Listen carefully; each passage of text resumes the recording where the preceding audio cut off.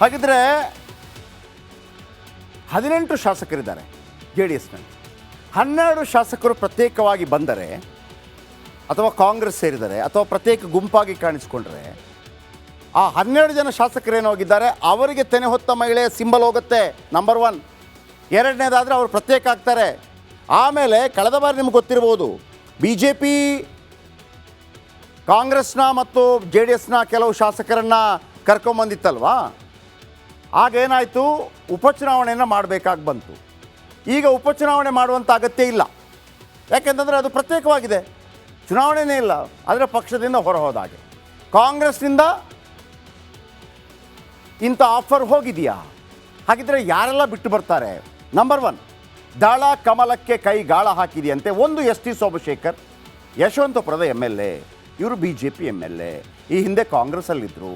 ಈಗಾಗಲೇ ಅವರು ಒಂದು ಹೆಜ್ಜೆ ಹಿಂದೆ ಹೊರಗಿಟ್ಟಿದ್ದಾರೆ. ಸಸ್ಪೆಂಡ್ ಮಾಡಲಿ ಅಂತ ಇವರೆಲ್ಲ ಕಾಯ್ತಾ ಇದ್ದಾರೆ ಪಕ್ಷದಿಂದ. ಆದರೆ ಬಿ ಜೆ ನಿಮ್ಗೆ ಅನಿಸ್ಬೋದು, ಶಿವರಾಮ್ ಹೆಬ್ಬಾರ್ ಮತ್ತು ಎಸ್ ಟಿ ಸೋಮಶೇಖರ್ ಇದ್ದಾರಲ್ಲ, ಇವರು ಪಕ್ಷ ವಿರೋಧಿ ಚಟುವಟಿಕೆ ಕಾಂಗ್ರೆಸ್ ಜೊತೆ ಗುರುತಿಸ್ಕೊತಾ ಇದ್ದಾರೆ, ಇವರನ್ನ ಪಕ್ಷದಿಂದ ಹೊರ ಹಾಕ್ಬೋದಲ್ಲ. ಹೊರ ಹಾಕಬಹುದು, ಆದರೆ ಅದರಿಂದ ಏನು ನಷ್ಟ ಆಗೋದಿಲ್ಲ ಇವರಿಗೆ. ಯಾಕೆ ನಷ್ಟ ಆಗಲ್ಲ? ಇವರನ್ನು ಅಮಾನತುಗೊಳಿಸಿ ಅಂತ ಹೇಳೋದು ಯಾರು ಗೊತ್ತಾ? ಬಿ ಜೆ ಪಿ ಹೇಳುತ್ತೆ ಇವರಿಬ್ಬರನ್ನ ಅಮಾನತುಗೊಳಿಸಿ ಅಂತ. ಯಾರಿಗೆ ಹೇಳಬೇಕು? ಸ್ಪೀಕರ್ಗೆ ಹೇಳಬೇಕು. ಸ್ಪೀಕರ್ ಯಾವಾಗ ನಿರ್ಧಾರ ಕೈಗೊಳ್ಳಬೇಕು, ಅಮಾನತುಗೊಳಿಸಬೇಕಾ ಗೊಳಿಸಬಾರ್ದಾ, ಅದನ್ನು ತರಬೇಕಾ ತರಬಾರ್ದಾ, ಎಲ್ಲವೂ ಕೂಡ ಸ್ಪೀಕರ್ ಮೇಲೆ ನಿರ್ಧಾರ ಆಗಿರುತ್ತೆ. ಈಗ ಯಾರು speaker? U T Khader speaker. ಯಾವ ಪಕ್ಷ? ಕಾಂಗ್ರೆಸ್ ಪಾರ್ಟಿ. ಕಾಂಗ್ರೆಸ್ ಪಾರ್ಟಿ ಹೇಳ್ದಂಗೆ ಅವರು ಇಂಡೈರೆಕ್ಟ್ಲಿ ಡೈರೆಕ್ಟ್ಲಿ ಹಂಗೆ ನಡೆಯೋದು, ಬಿಹೇವ್ ಮಾಡ್ತಾರೆ. ಕಳೆದ ಬಾರಿ ಈ ಬಿ ಜೆ ಪಿ ಅಧಿಕಾರಕ್ಕೆ ಬಂದು ಯಡಿಯೂರಪ್ಪ ಮುಖ್ಯಮಂತ್ರಿ ಆದಾಗ ಸ್ಪೀಕರ್ ಚೇಂಜ್ ಆದರು, ಬಿ ಜೆ ಪಿ ಸ್ಪೀಕರ್. ಆ 17 ಜನ ಶಾಸಕರು ಅವ್ರದ್ದೆಲ್ಲ ಏನು ಕಿರಿಕಿರಿಗಳಿತ್ತು ಎಲ್ಲ ಕ್ಲಿಯರ್ ಆಗೋಯ್ತು. ಹಾಗೇನೆ ಎಸ್ ಟಿ ಸೋಮಶೇಖರ್ ರಾಜೀನಾಮೆ ಕೊಟ್ಟರೆ ಮತ್ತೊಂದು ಚುನಾವಣೆ ಎದುರಿಸಬೇಕಾಗತ್ತೆ. ಅನರ್ಹಗೊಳಿಸಿ ಅಂತ ಬಿ ಜೆ ಪಿ ಸ್ಪೀಕರ್ಗೆ ಹೇಳಿದರೆ ಅನರ್ಹಗೊಳಿಸುವಂಥ ರೈಟ್ಸ್ ಇರೋದು ಯು ಟಿ ಖಾದರ್ ಅವರಿಗೆ, ಸ್ಪೀಕರ್ ಅವರಿಗೆ. ಅವರದನ್ನು ಮಾಡಲ್ಲ. ಹಾಗಾಗಿ ಇವರ ಶಾಸಕ ಸ್ಥಾನ ಹೋಗಲ್ಲ, ನೆಕ್ಸ್ಟ್ ಚುನಾವಣೆ ತನಕ ಆರಾಮಾಗಿರ್ತಾರೆ.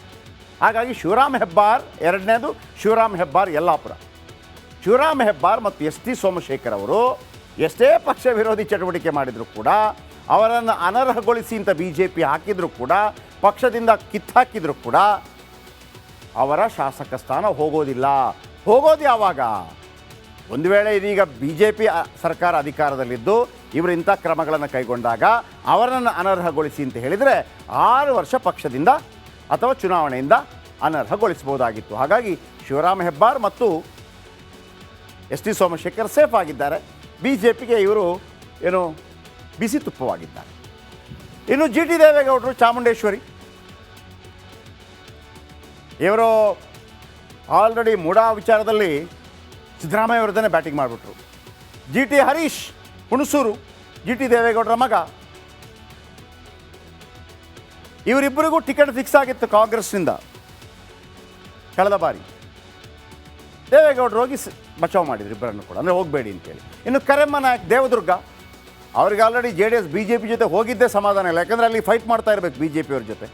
ಶರಣಗೌಡ ಕಂದಕೂರ್, ಗುರುಮಿಠಕಲ್, ಅಂದಿನ ತನಕ ಸರಿ ಇಲ್ಲ ರೀ, ಯಾಕಂದರೆ ಗುರುಮಿಠಕಲಲ್ಲಿ ಏನೆಲ್ಲ ಆಗಿದೆ ಗೊತ್ತಿದೆ. ಇನ್ನು ಎ ಮಂಜು ಅರಕಲಗೂಡು, ಇವರು ಬೇಸಿಕಲಿ ಕಾಂಗ್ರೆಸ್ ಅವರು.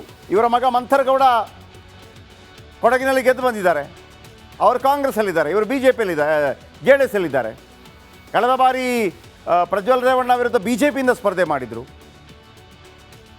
ಕಾಂಗ್ರೆಸ್ನ ಮಂತ್ರಿ ಕೂಡ ಆಗಿದ್ದರು ಕಳೆದ ಬಾರಿ. ಸೊ ಹಾಗಾಗಿ ಅವರು ಕಾಂಗ್ರೆಸ್ ಬರೋದಕ್ಕೆ ಆಸೆ ಇದೆ ಅವರಿಗೆ.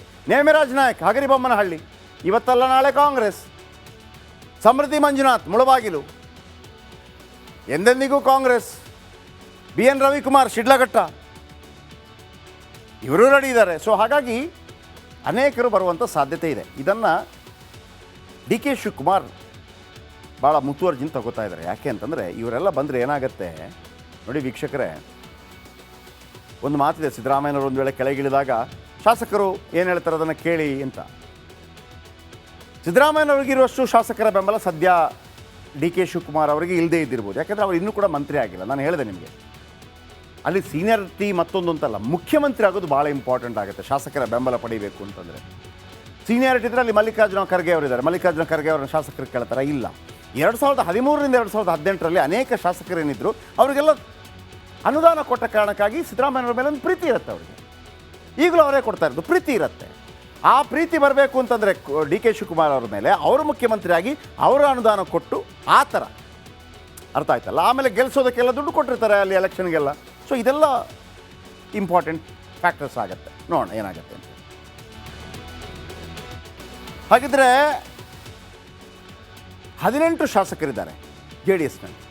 12 ಶಾಸಕರು ಪ್ರತ್ಯೇಕವಾಗಿ ಬಂದರೆ ಅಥವಾ ಕಾಂಗ್ರೆಸ್ ಸೇರಿದರೆ ಅಥವಾ ಪ್ರತ್ಯೇಕ ಗುಂಪಾಗಿ ಕಾಣಿಸ್ಕೊಂಡ್ರೆ ಆ 12 ಜನ ಶಾಸಕರೇನೋಗಿದ್ದಾರೆ ಅವರಿಗೆ ತೆನೆ ಹೊತ್ತ ಮಹಿಳೆಯ ಸಿಂಬಲ್ ಹೋಗುತ್ತೆ, ನಂಬರ್ 1. ಎರಡನೇದಾದರೆ ಅವರು ಪ್ರತ್ಯೇಕ ಆಗ್ತಾರೆ.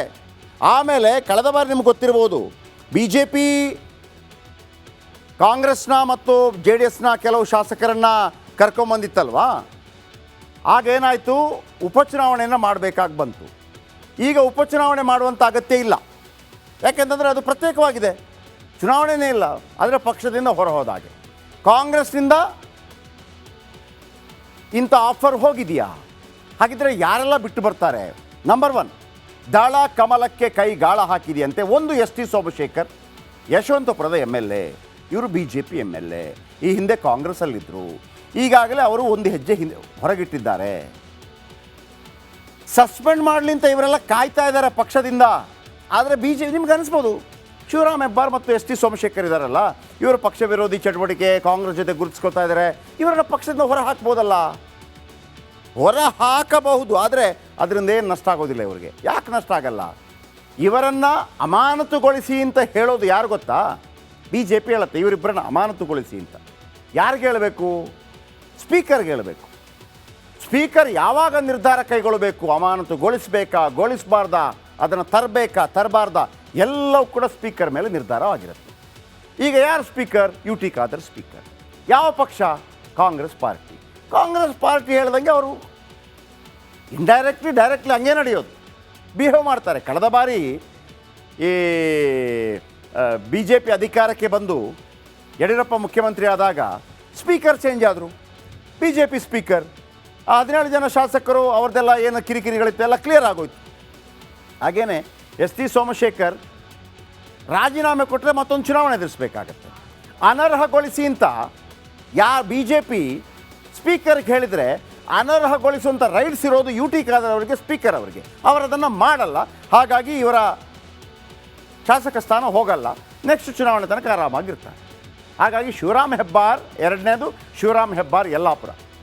ಶಿವರಾಮ್ ಹೆಬ್ಬಾರ್ ಮತ್ತು ಎಸ್ ಟಿ ಸೋಮಶೇಖರ್ ಅವರು ಎಷ್ಟೇ ಪಕ್ಷ ವಿರೋಧಿ ಚಟುವಟಿಕೆ ಮಾಡಿದರೂ ಕೂಡ